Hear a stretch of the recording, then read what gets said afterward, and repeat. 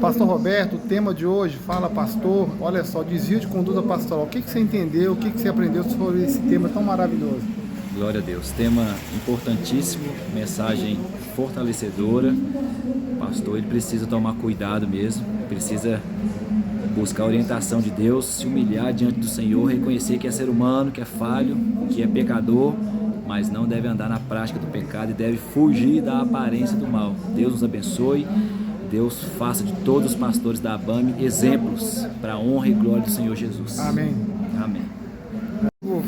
Meu amigo dos congressos dos jovens, fala pastor, desvio de conduta pastoral, tema abençoado, falado aqui para o nosso palestrante, nosso orador, pastor Wagner. O que você entendeu desse tema, amigo? Tema? Foi um privilégio ouvir primeiramente o pastor Wagner, meu professor do seminário, então louvo a Deus por ter revisto ele aqui, escutado todas essas coisas, e a gente está aí diante de um grande desafio e pedir para Deus nos dar sabedoria e humildade para que a gente consiga colocar em prática, né, nós enquanto pastores, primeiramente filhos, né, do Senhor, para a gente colocar em prática e continuar servindo Ele. Foi maravilhoso, Amém. bênção demais. Deus abençoe. Amém. Pastor Francis, hoje o tema foi desvio da conduta do ministério pastoral. O que o irmão achou sobre a palavra de hoje? Muito bom, pastor Ezô. Ouvir o pastor Wagner é sempre muito bom pela experiência dele, o trato com muitas pessoas, então eu incentivo o pastor a estar nessas reuniões. Eu estou aqui visitando, revendo os meus amigos, irmãos, então é muito bom para que nós possamos manter a nossa conduta, a nossa linha na palavra de Deus, para que a gente não possa e não venha desviar, mas por isso que precisa estar sempre atento, vigiando e orando, para que nós pastores possamos servir ao Deus, o nosso Senhor e as nossas igrejas com firmeza e com bastante entusiasmo. Amém. Os irmãos não sabem como é difícil entrevistar um pastor que usa Malbec. Deus abençoe, irmãos, em nome de Jesus.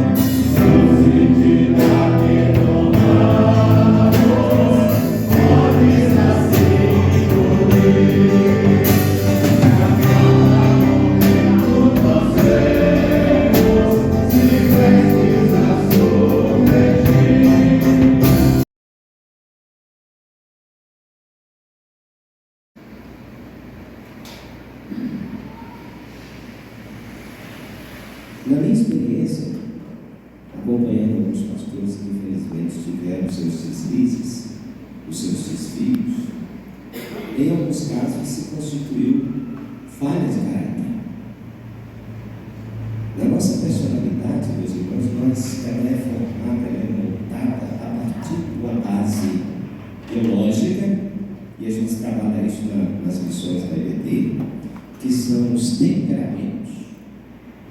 E eu destaquei lá o sanguíneo, colérico, fleumático e melancólico, mas o caráter que é a base educacional da formação, aquilo que eu aprendi, interessante, né? Eu aprendi algumas coisas com a minha mãe, que até hoje, por exemplo, meu filho, quando você tiver uma roda, se quiser falar, levanta a mão. Eu já fiquei com a mão levantada no tempo, porque a moçada hoje é o seguinte, elas falam, o pessoal está num grupo, aí começa a falar, não quer saber se está sendo ouvido, tem que falar. E isso é um problema sério. Eu vim agora de uma cultura, eu fui visitar meu filho na Coreia do Sul, e os coreanos comem muito amigos. Aquele tanto de comida na mesa, e o ditado é o seguinte: tem que ter comida para quebrar a mesa. E pimenta da grava. Aí meu filho estava com meu assessor, esse eu não vou não, né? Mas como eles trabalham muito com sopa, você dava uma lavadinha na sopa, depois você podia tomar sopa, né? Aquela água. E sinal de que você gostou da comida, que comeu muito e faz barulho na boca. Eles fazem barulho. Aqui entrava no meu ouvido assim, porque no meu ouvido ocidental, isso falta de educação. Minha mãe ensinou que não podia fazer essas coisas. Então veja que isso é caráter, isso é formação. herdamos o temperamento, que é a base genética. Mas aquilo que nós aprendemos, aí o resultado disso, a soma disso, é a personalidade, que é a maneira como eu me apresento. E muitas das vezes, o desvio de caráter, o desvio de conduta, por exemplo, ele se torna uma marca de um desvio de caráter. Eu não sei você se já teve essa experiência, mas eu já tive essa experiência muitas vezes, no gabinete pastoral e até no consultório psicológico, a pessoa diz assim: pastor, doutor, eu nunca imaginei que isso ia acontecer comigo. Quando houve uma traição no casamento, por exemplo, foi por isso que caí.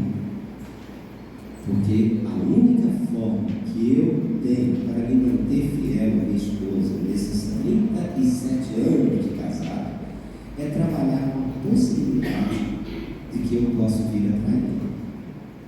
E se eu sei que tem um buraco aqui, pastor Marcos, o que eu faço? Eu não quero cair nele, eu me desvio. Eu saio de perto. Então, só os corajosos admitem a sua fragilidade.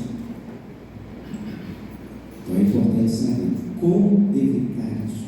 Pensando nisso, né, e trazendo uma frase de um grande pensador na área da psicologia, Freud, muito mais na área da psicanálise, ele disse assim: a principal tarefa de uma existência é entender a própria mente. E é interessante que quando Jesus fala assim, você tem que amar o outro como a si mesmo, Jesus está a chamar a nossa atenção para o meu autoconhecimento. Enquanto que eu me amo, eu sou essa referência para então, a partir dela, amar o outro. Me permita não ler os textos, mas citá-los para depois conversarmos e destacarmos 4 pontos, se não me falha a memória.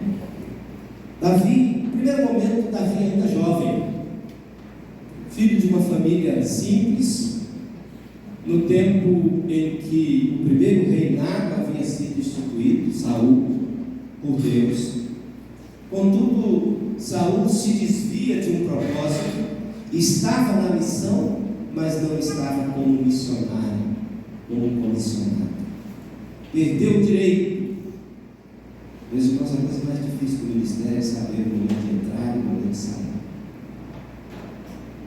Eu sou pastor desde 1985. De 6 igrejas que eu pastoreei em uma época, 4 me chamaram para voltar. Dessas 4 eu voltei para 2. Eu só posso entender isso porque Deus é bom. E não precisa melhorar. É a graça dele. Mas uma coisa que sempre permeou a minha mente, e às vezes hoje, olhando para trás, eu penso que em alguns casos eu deveria ter insistido mais, talvez permitido. Recentemente voltei a uma igreja, que fui pastor, e ao vê-la, onde foi a queda, eu falei assim: talvez se eu tivesse ficado, não tinha chegado a esse ponto. Mas há um momento na vida que você tem que decidir pela sua saúde emocional, espiritual e pelo ministério. Sem saúde eu não consigo realizar o ministério. Então eu optei pela minha saúde. Porque quando o servo de Deus passa o momento, ele sai da proteção divina. E estarmos debaixo de autoridade significa estarmos debaixo de proteção. E Saul foi então destituído do reino. E Samuel, o profeta, o homem de Deus, foi chamado e convocado a ir à casa de Jessé e ali escolher aquele que seria o novo rei de Israel. Deus é engraçado. Eu acho assim que Deus é cômico. Deus gosta de trabalhar com a gente assim. Ele tem um lado cômico. Desculpe se teologicamente isso assusta os irmãos. Quem ouviu o filme Dono da Rosa vai entender muito bem o que eu estou dizendo. Porque havia uma aula que Deus não podia rir. Mas Deus tem hora que propõe algumas coisas para a gente que eu chego para Deus e falo assim: me inclua fora dessa.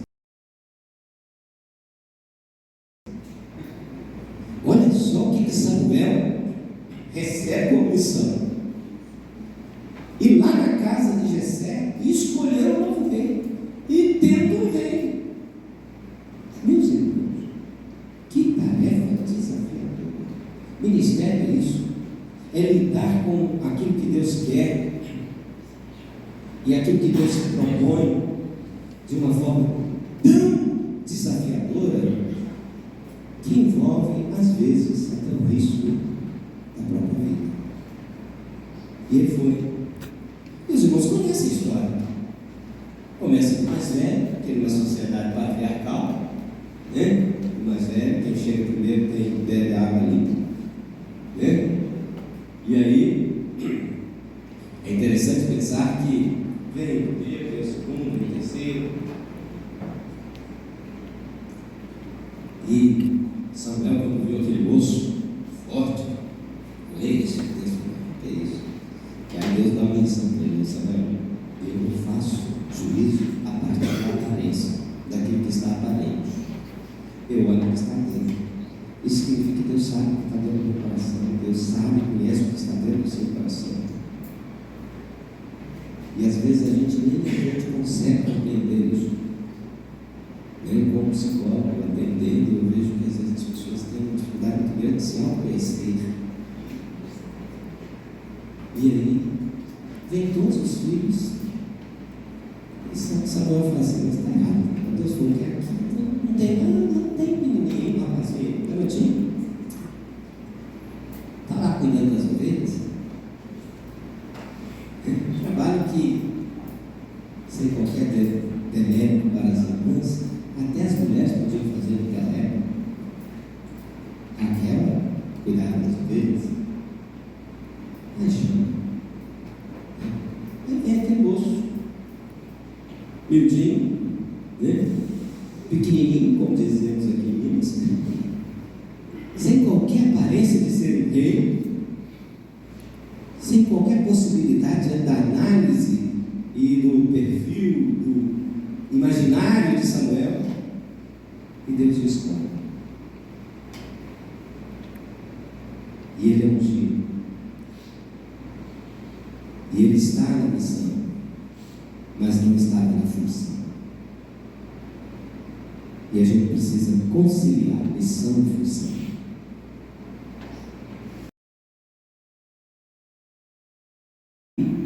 Perdeu a batalha da santidade porque não a enfrentou. Onde que Davi deveria estar naquele momento, junto com seus soldados no campo de batalha? E a nossa luta, diz o texto sagrado, não é contra a carne nem contra o sangue, mas contra os principados e potestades. Nós estamos em uma batalha. E se nós estivermos no campo de batalha, buscando na palavra de Deus subsídios para inundar o nosso coração com essas sagradas letras, de maneira a não pecarmos contra o Senhor, se não estivermos buscando na batalha da disciplina espiritual da oração, seremos fatalmente como Davi, possíveis aqui. Então, se você quer evitar o desvio de conduta, esteja cumprindo o seu papel como rei. Ele perdeu a santidade porque deveria estar no campo, mas ficou em casa, e aí a oportunidade gerou um momento.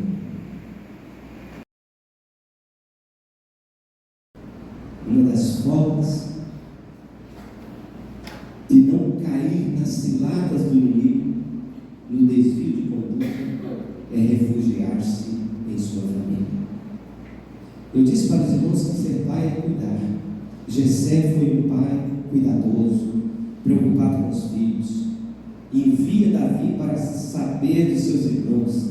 E Davi, por sua vez, obedientemente foi à batalha, ao campo de batalha. Meus irmãos, a família significa e ressignifica a vida do homem. Lembrar da sua esposa, lembrar dos seus filhos, lhe dará forças para resistir às astutas ciladas do inimigo. à sua esposa, ser fiel à sua família, ser fiel à família espiritual que é a igreja. Isso fortalece os nossos passos, de maneira que nós caminhamos dentro do propósito de Deus. Amém. O cuidado para com os seus deve gerar forças para não se deixar seduzir pela sua própria natureza. Como lhes disse, o perfil do homem é conquistado e o da mulher é ser conquistada. E nesse processo surge o jogo da sedução que paulatinamente pode nos levar ao desvio.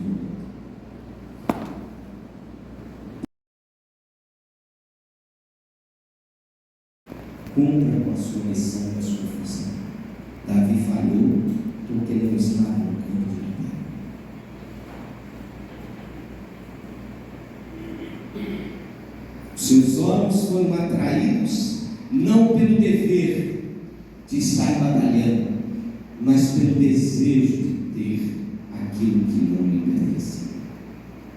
Cuidado com a sedução dos olhos. Cuidar da família, refugiar-se na família como um valor que dá sentido à sua vida. Li no jornal Cruzeiro do Sul uma matéria do João Alvarenga, e ele fala que existe a teoria dos 5 P's, falando de conduta moral. Ele fala que padre, pastor, professor, policial e política, em tese, não podem errar.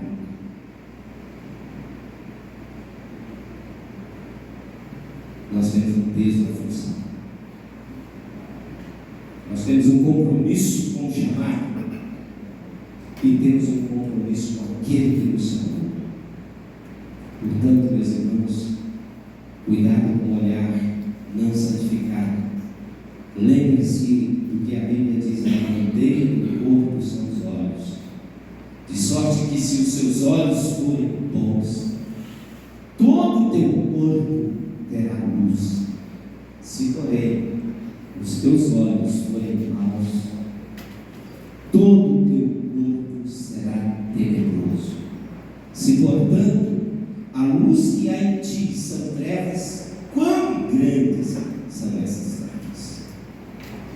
Meus irmãos, quando estamos envolvidos na missão e na busca de obedecer a Deus, nos refugiamos nele, e as ciladas do maligno perdem as suas forças, porque sabemos que ninguém pode servir a 2 senhores, ou agrada um e desagrada o outro. Não podeis servir a Deus e a mamão. Terceiro cuidado: primeiro, refugiar-se na família, não se afastar da sua função. Terceiro cuidado: enfrente seus gigantes na força da fé.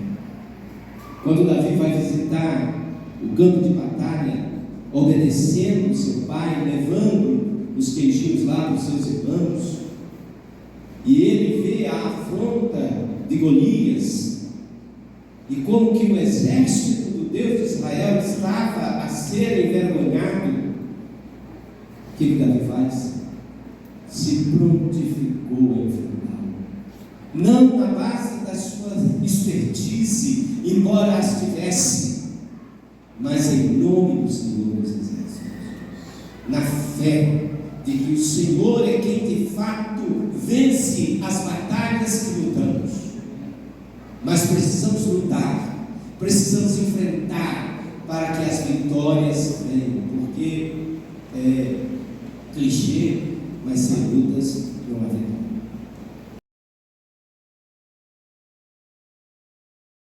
Por último, meus irmãos, cuidado de número 4. Não tente esconder suas faltas. Confesse-as urgentemente e busque ajuda. A Bíblia diz que Deus não rejeita o coração quebrantado. As Escrituras nos ensinam que há cura na palavra e pela palavra. O próprio salmista diz: quando eu guardei silêncio, envelheceram os meus ossos pelo meu bramido, em todo dia, porque de dia e de noite a tua mão pesava sobre mim. O meu humor se tornou em sertão estío. Confessei-te o meu pecado e a minha maldade não me cobriu. Dizia eu: confessarei ao Senhor as minhas transgressões, e tu perdoaste a maldade do meu pecado. Salmo 32.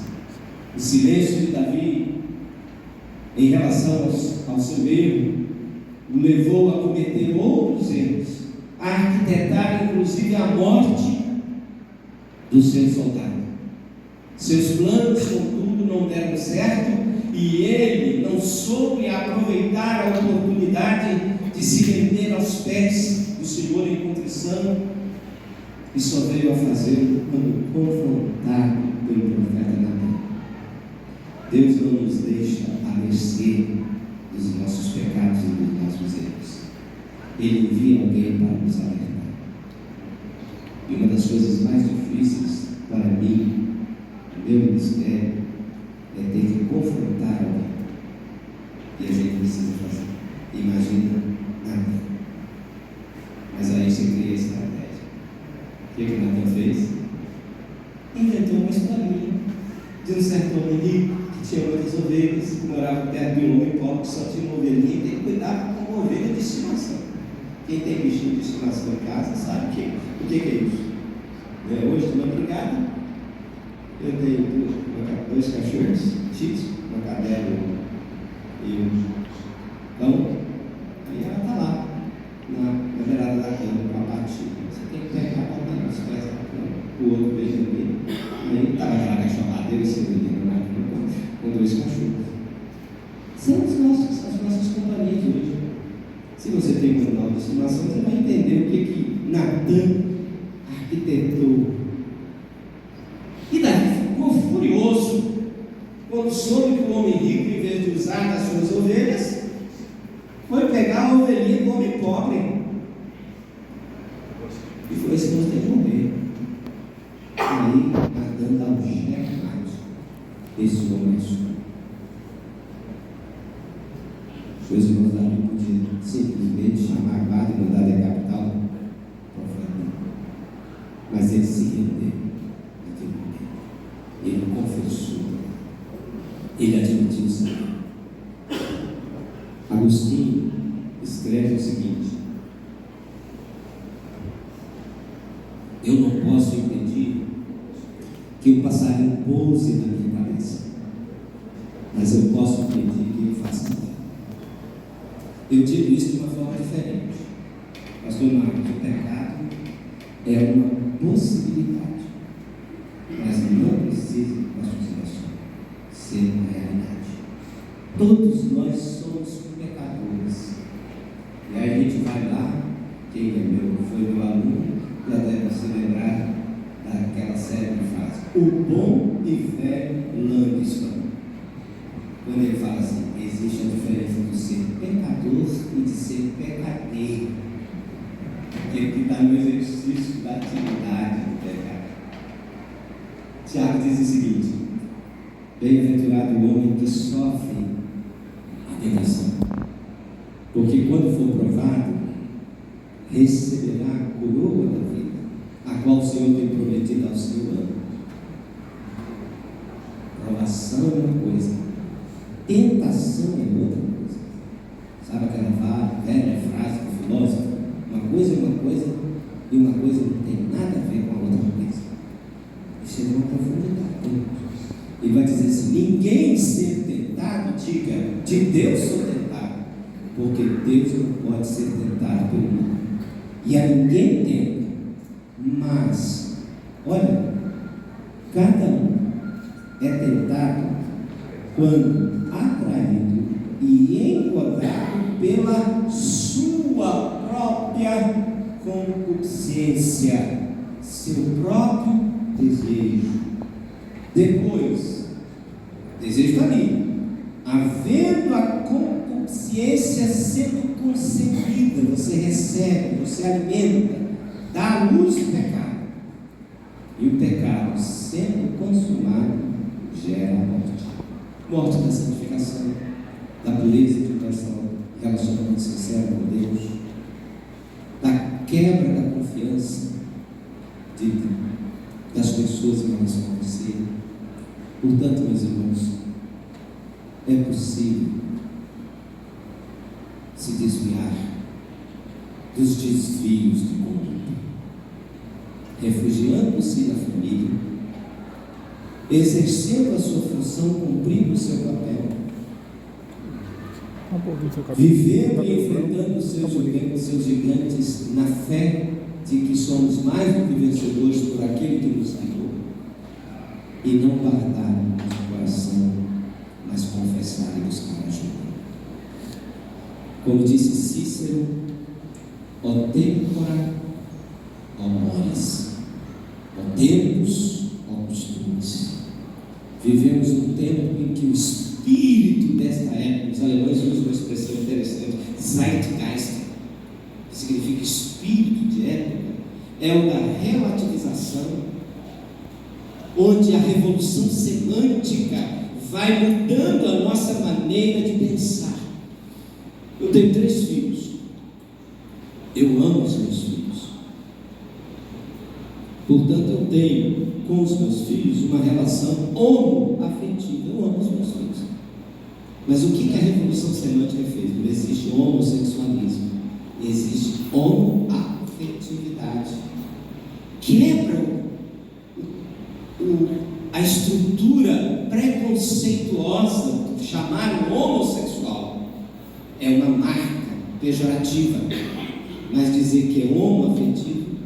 Mas o que acontece? Essa revolução semântica vai aos poucos mudando a nossa maneira de entender. Mas hoje as coisas são diferentes, não é bem assim. Nós temos que adaptar, adequar, reescrever a Bíblia, reinterpretá-la aos moldes deste tempo, desse Zeitgeist. E quando os termos são alterados, minimiza o impacto, porque uma coisa é dizer fulano é homossexual, tem uma relação homossexual, a outra coisa é dizer uma relação homoafetiva. Diminui o impacto. Em vez da mentira, é pós-verdade. Em vez do homossexualismo, é uma relação homoafetiva, e assim, pouco a pouco, o antropocentrismo vai tomando corpo, gerando em nosso meio, meus irmãos, o que eu denomino de hermenêutica da subjetividade. Eu vou interpretar a Bíblia a partir daquilo que eu sinto, do que eu entendo e que é melhor para mim. Quando eu estou assistindo o jogo do Galo, porque eu sou fiel a Jesus falou assim: presta atenção no Galo, Pedro. Então eu estou prestando atenção no Galo.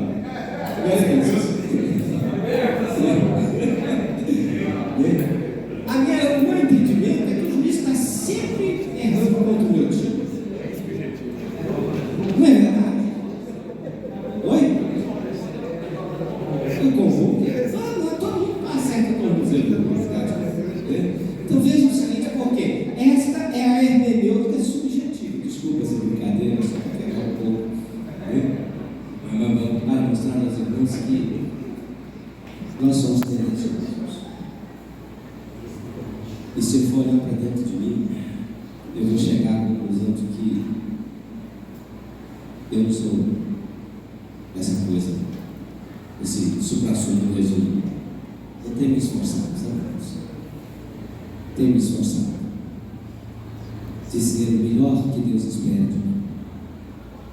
Mas nós vivemos um tempo em que a palavra de Deus passa a ser questionada, perdendo o seu caráter pouco mais, porque eu ia trazer, e acabei me esquecendo de trazer o meu livro, que eu publiquei pela editora da Congregação Batista Mineira, e já estou terminando, sabe, pessoal? Que eu vou falar exatamente sobre essa subjetividade religiosa. Quem não leu, e eu não ganho nada com isso, eu nunca gostei de escrever, eu escrevi em função da minha função de professor, de coordenador, porque o currículo lá está lá. Eu tinha que preencher hoje, eu estou fora da academia, então não tenho essas amarras. Mas a gente trabalha nesse texto exatamente isso. Como que esse é um tempo em que a nossa mente foi moldada de maneira a viver fora do dogma. E aí eu postulo que este tempo, que eu chamo de contemporaneidade, é um tempo de uma nova subjetividade religiosa, não calcada no dogma, na verdade absoluta, no axioma, mas naquilo que eu sinto, naquilo que eu penso. E o sentimento a gente sabe, né? É com fome. Nós tomamos um café tão gostoso ali, daqui a pouco a gente vai almoçar, porque não é suficiente. O bichinho lá fica chamando as lumbriguinhas pequenas, ficam correndo das grandes, porque a fome vem, né? Fome nada, vontade de comer. Eu acho que nenhum de nós, pela graça de Deus, passa vontade de comer. Então, meus irmãos, e quando isso acontece, os aspectos éticos, morais são colocados de lado, pois em tempos de busca do prazer, hedonismo, dizer não aos desejos é operar na contramão. Para tanto, as grandes narrativas são substituídas por outras, adornadas com a mensagem do discurso progressista, como que quem é ortodoxo não é progressista. Por que a igreja chegou hoje? Porque ela é tradicional, histórica. Então eu não posso pegar o ontem e nessa linguagem desse progressismo, como se o dia antes, né, eu fui indicado para uma igreja, aí, assim que souberam que eu estava voltando para Belo Horizonte, e aí eu já senti o peso dos cabelos brancos. A igreja definiu que no máximo até 59 anos estou fora. Vou fazer 64, 20 de setembro. Eu tenho dificuldade de receber os presentes dos irmãos, tá? 20 de setembro. Setembro só nasceu gente boa. Quem é de setembro? Não, muita gente boa. Os outros também, tá? Nasceu nos outros países. Então veja só, que o ontem, os cabelos brancos não tem valor. As plãs tão valorizadas nas escrituras. E nesse tempo em que o materialismo impera, onde o indivíduo faz com que o indivíduo se abstenha de certos reconhecimentos sociais para simples fato de ganhar e ter. Ter é mais significativo que o ser. O prazer é mais significativo do que o ser. A permissividade arrasa os propósitos e os ideais. A revolução sem finalidade, sem projeto, leva a uma ética permissiva, substitui a moral, engendra um descendo generalizado. O relativismo, onde nada é verdade, tudo depende. Na minha época de jovens, a gente dizia assim, aí varia. Quem é dessa época? É velhinho como eu. O consumismo representa uma forma de liberdade da pós-modernidade que o capitalismo explora de uma maneira muito interessante.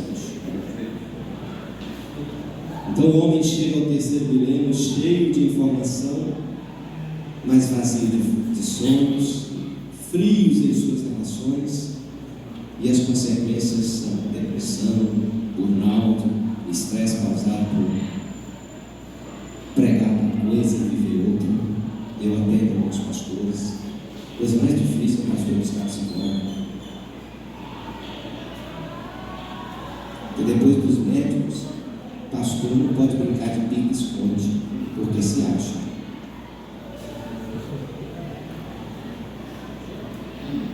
E aí, ansiedade, alcoolismo, como tem crescido no nosso meio, divórcios, suicídio.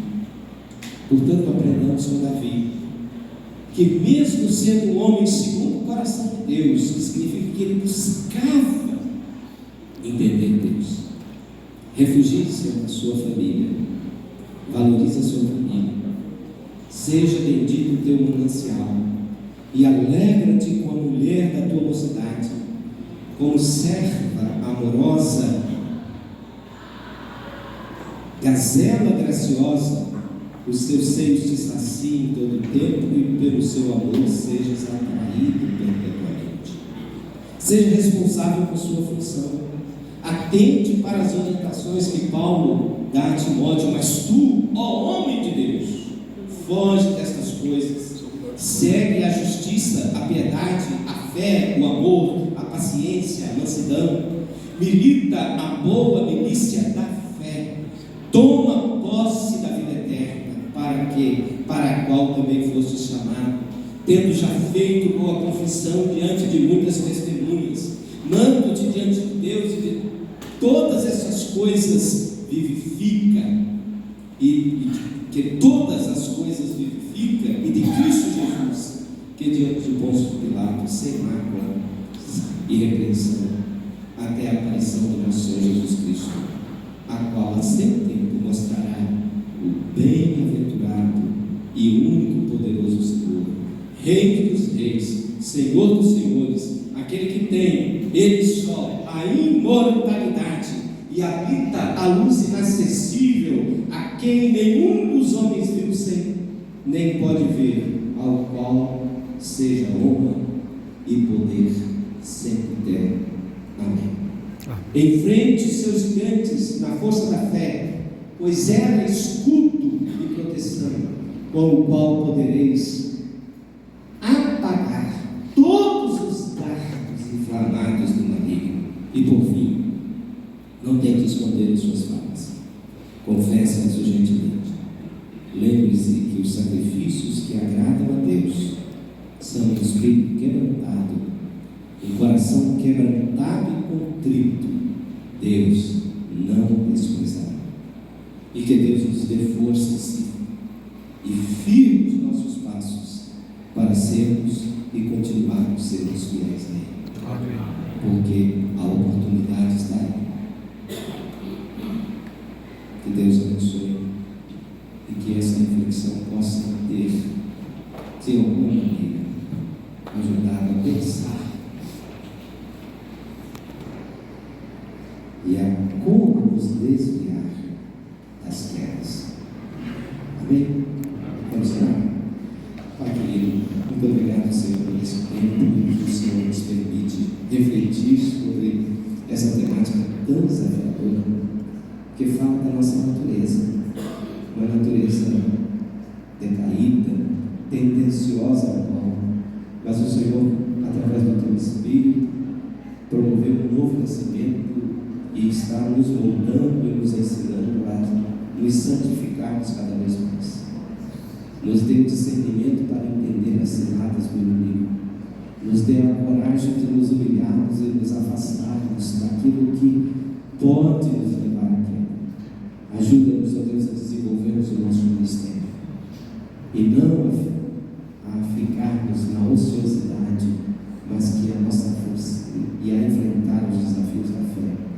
E, se necessário, reconhecermos os nossos erros quando eles foram cometidos e os confessarmos ao Senhor e buscarmos ajuda em todo o tempo.